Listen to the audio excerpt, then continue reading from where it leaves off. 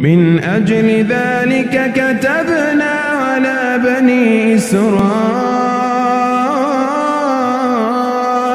أنه من قتل نفسا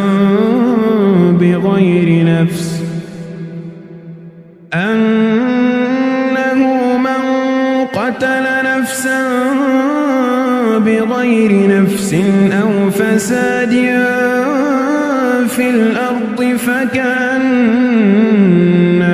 قتل الناس جميعا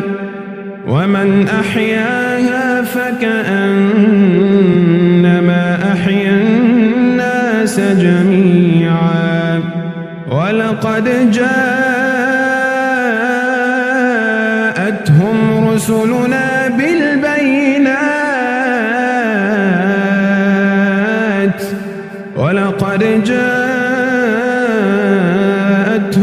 رسلنا بالبينات ثم إن كثيرا